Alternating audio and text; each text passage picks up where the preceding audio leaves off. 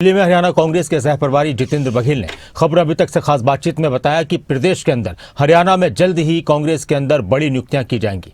जिला और ब्लॉक स्तर पर अगले एक हफ्ते में नियुक्तियां की जाएंगी। उन्होंने ये भी कहा कि बीजेपी सरकार हर मोर्चे पर फेल हुई है और प्रदेश अध्यक्ष भी अब तक जो उनको चुनना था और जो नए सिरे से प्रदेश अध्यक्ष बनाने की बीजेपी की बात आ रही थी वो अब तक नहीं तय कर पा रही है। हरियाणा प्रदेश में कांग्रेस विपक्ष की भूमिका में है और ऐसे में लगातार संगठन की नियुक्तियां देखने को मिल रही हैं।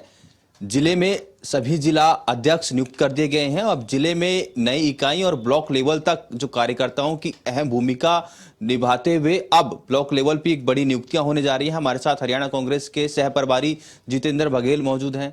सर, और जो नियुक्तियां अब होंगी, किस तरीके की नियुक्तियां प्रदेश में देखने को मिलेंगी? देखिए, अभी हमारा जिले की कमेटी, जिले की जो जिलाध्यक्ष और शहर अध्यक्ष हमारे पूरे हरियाणा प्रदेश में बन चुके हैं।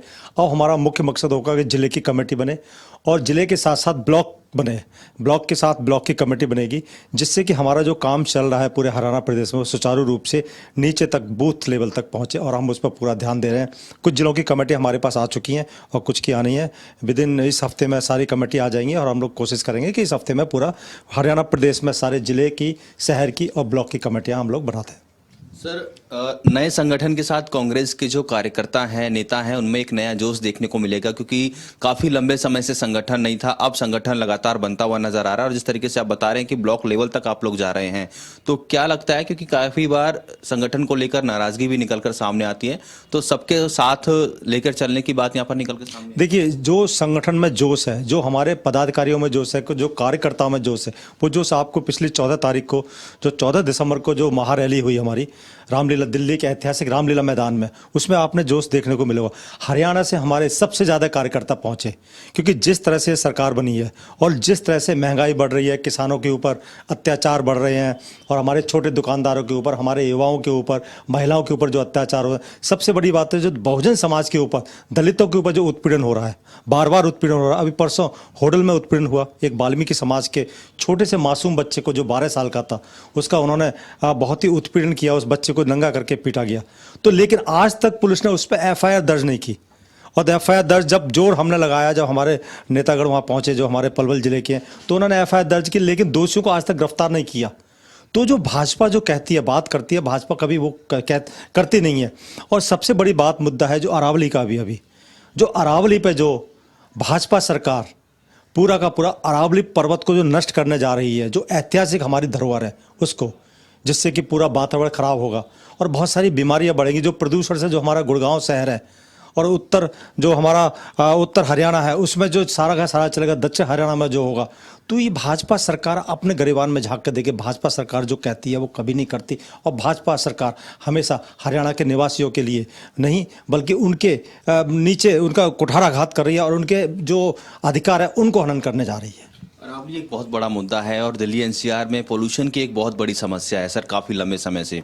अब जिस तरीके से अरावली का जो मुद्दा गरमाया है, क्या लगता है, केंद्र सरकार की बात करें, प्रदेश सरकार की बात करें, लगातार विपक्ष के नेता भी हमला बोलते हुए नजर आ रहे हैं, कितना नुकसान आगे आने वाले दिन में देखिए? देखिए, बात ये विपक्ष की नहीं है, ये बात पूरे वातावरण की है। पूरा दिल्ली शहर, राजस्थान, हरियाणा, गुजरात तक, ये दिल्ली से लेकर गुजरात तक ये पर्वतमाला जा रही है और ये ऐतिहासिक धरोहर है देश की, भारत देश की। और इस पर भाजपा सरकार जो उसको हटाने का काम कर रही है, जो उसमें खनन करने का काम कर रही है। और सबसे बड़ी बात है कि एक ही कॉर्पोरेट हाउस जो अदानी है उसको इन्होंने पूरा दे दिया।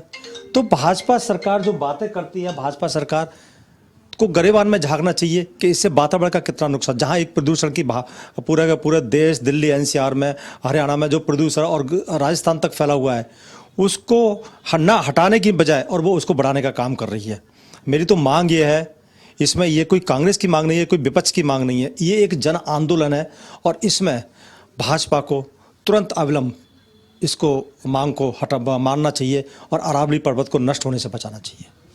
प्रदेश में भाजपा के जो नेता हैं वो ये कह रहे हैं कि प्रदेश में पूरी तरीके से कांग्रेस खत्म हो चुकी है, पर आप लोग संगठन को लेकर नियुक्तियां करने जा रहे हैं, किस तरीके से देखते हैं उनके बयान?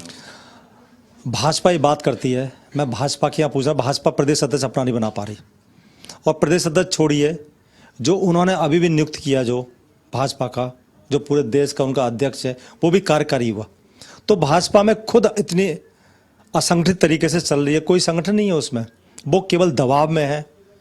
चाहे वो प्रधानमंत्री का जवाब हो, चाहे वो गृह मंत्री का दबाव हो, वो दबाव में सारे जो भी उनके पदाधिकारी वो काम कर रहे हैं, वो पहले अपना संगठन तो बनाए, दूसरे की तरफ क्या काम कर रही है। कांग्रेस का तो संगठन अच्छा बन रहा है और अच्छी तरह चल भी रहा है।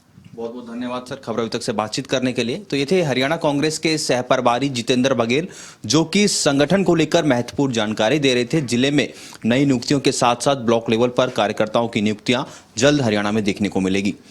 मेरे सहयोगी निहाल के साथ राजा पटेल, दिल्ली। खबरें अभी तक।